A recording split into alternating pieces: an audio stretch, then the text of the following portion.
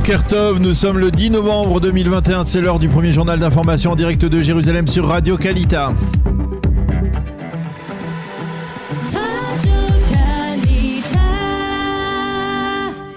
Et oui, nous retrouvons à Jérusalem notre correspondant Daniel Haïk. Bonjour Daniel, et nous commençons ce journal par plusieurs nouvelles encourageantes. Lutte contre la Covid-19. Oui, effectivement, Boker Tov Ilana, le Premier ministre Naftali Bennett a annoncé hier la levée de toutes les mesures restrictives comme le port du masque dans les lieux ouverts. De même, il n'est plus nécessaire pour les Israéliens de présenter le pass vert dans ces lieux ouverts.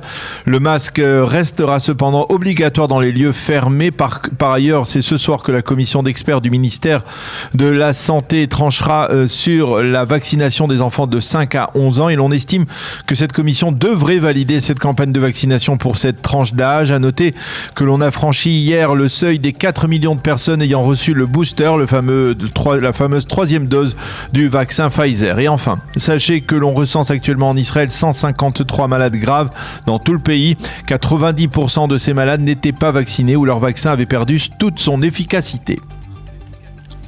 Dans le reste de l'actualité, le leader du parti islamiste israélien Raham, Mansour Abbas, a été reçu hier à Amman par le roi Abdallah de Jordanie. Oui, une rencontre que certains qualifient d'historique et qui a duré 2 heures au Palais Royal à Amman. Cependant, il faut faire état à l'issue de cet entretien d'une bévue apparemment de la part du Palais Royal. En effet, hier, l'agence de presse jordanienne avait affirmé que le roi et le leader arabe le leader arabe israélien avaient débattu de la relance du processus de paix entre Israël et les Palestiniens et de la nécessité de créer un État palestinien sur les frontières de juin 67 avec pour capitale Jérusalem-Est.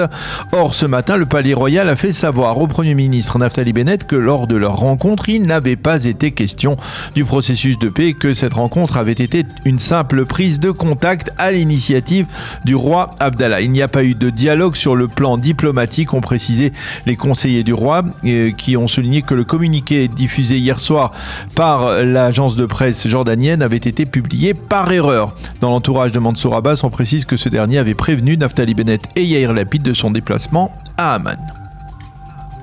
Par ailleurs, selon la chaîne i24 News, l'administration Biden tenterait actuellement de former un gouvernement palestinien qui réunirait le Fatah et le Hamas. Oui, et selon certaines sources, les Américains espèrent qu'une telle initiative mettrait fin à la scission au sein du mouvement palestinien et pourrait permettre de calmer les tensions dans la bande de Gaza avant peut-être d'enclencher des pourparlers de paix avec Israël. Il pourrait s'agir d'un gouvernement d'experts, s'il était formé, qui ne serait pas directement lié à l'une ou l'autre des deux parties. Seul problème de taille, pour l'instant, les deux parties justement semblent farouchement opposé à cette démarche américaine.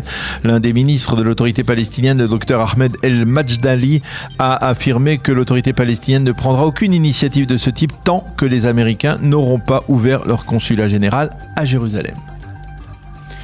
Et puis on revient sur la scène internationale avec le ministre israélien des Affaires étrangères Yair Lapid qui fait actuellement l'objet de critiques pour certains de ses comportements jugés peu diplomatiques. Oui, au sein de la classe politique, on s'étonne que Yair Lapid ait reçu ces derniers jours à Jérusalem une délégation de l'organisation juive américaine de gauche Judge Street, alors que celle-ci avait le mois dernier retardé la procédure visant à valider au sein du Sénat américain le financement d'$1 milliard pour réapprovisionner les fameuses batteries de missiles d'hommes de fer.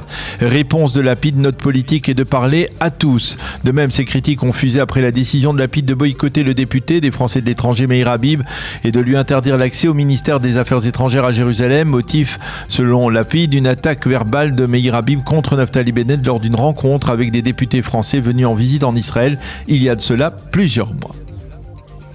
Et puis nous terminons, Daniel, ce premier journal par une décision importante de la justice israélienne. Oui, il s'agit du dossier d'Aryeh Schiff. En novembre 2020, il y a un an donc, Aryeh Schiff et son épouse se trouvaient dans une caravane près de leur domicile dans le Negev. Des bandits ont tenté alors de voler leur véhicule. Schiff, qui est policier à la retraite, a sorti son arme et après les sommations d'urgence, a tiré en direction d'un des bandits, le tuant. Il s'agissait d'un bédouin. Hier, la présidente du tribunal de district de Be'er-Sheva a décidé de le condamné à 9 mois de prison avec sursis et d'une amende de 10 000 shekels. Elle a reconnu que Schiff s'était senti menacé de mort par les bandits et avait reconnu donc un cas de légitime défense dans ce dossier.